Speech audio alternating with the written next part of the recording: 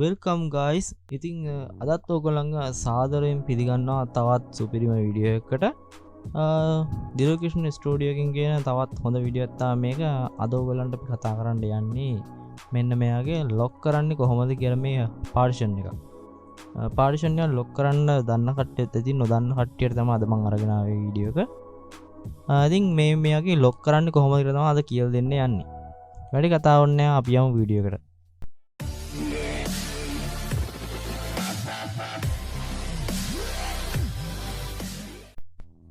හරි, ඔයාලට මේක ලොක් කරන්න නම් කෙලින්ම කරන්න ඕනේ සාමාන්‍ය විදිහට මෙන්න මෙහෙම පාර්ටිෂන් එක උඩ මෙහෙම ක්ලික් කරන්න. මේ මයි කම්පියුටර් එකේ ඉන්නේ. මේ මයි කම්පියුටර් එකේ අපිට ඕන පාර්ටිෂන් ටික මෙහෙම තියෙනවා. අපිට ලොක් කරන්න ඕන පාර්ටිෂන් එක උඩ රයිට් ක්ලික් කරන්න. රයිට් ක්ලික් කරලා මෙතන bit locker කියලා තියෙනවා නේද? turn on bit locker කියලා තියෙනවා. මේක උඩ ක්ලික් කරන්න ඕනේ. ඊට පස්සේ මෙන්න මෙහෙම අහනවා. මෙහෙම ඇහුවා මෙතන use a password to unlock the drive කියන එක මෙන්න මෙහෙම දෙන්න. ස්මාර්ට් කාඩ් වලින් දෙන්න පුළුවන්. ඒනොත් ඉතින් අපිට ස්මාර්ට් කාඩ් නෑ නේ. අපි password එකක් ගහලා unlock කරන හැටි තමයි අද කියලා දෙන්නේ. හරි.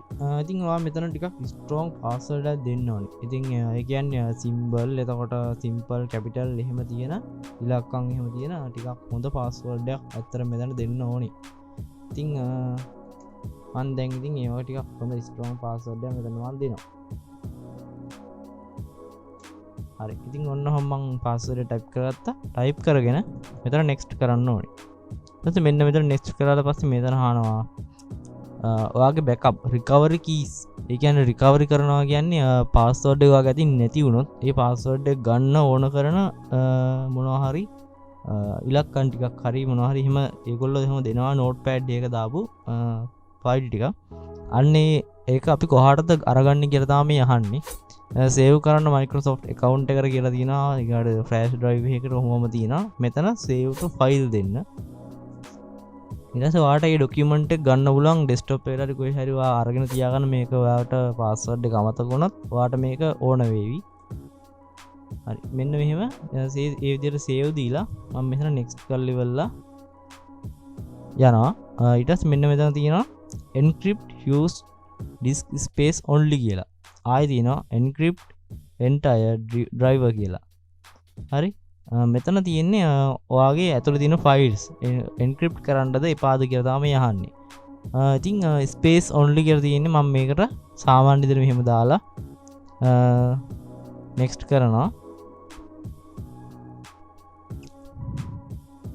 හරි, ඊට පස්සේ මෙතන අහනවා new encrypt mode එකද එහෙම නැත්නම් capability mode එකද. මම මේක සාමාන්‍ය විදිහට next කරනවා. ඉතින් ඊට පස්සේ මෙතන starting encrypt කියලා තියෙනවා. මම මේක starting encrypt කියලා දෙනවා.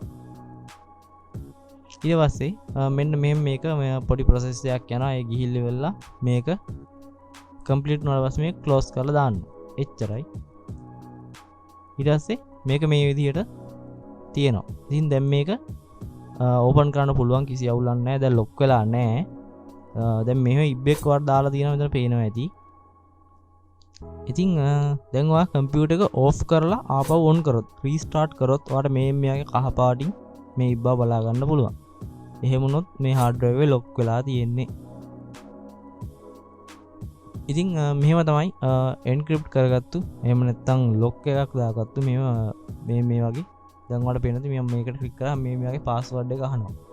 ඉතින් මේ වගේ විදිහට hard drive එක ලොක් කරගන්නේ මෙන්න මෙහෙමයි. ඉතින් නොදන්න දෙයක් ඉගෙන ගත්තා කියලා හිතනවා. එහෙනම් අපි අතට ගිහින් ඉන්න.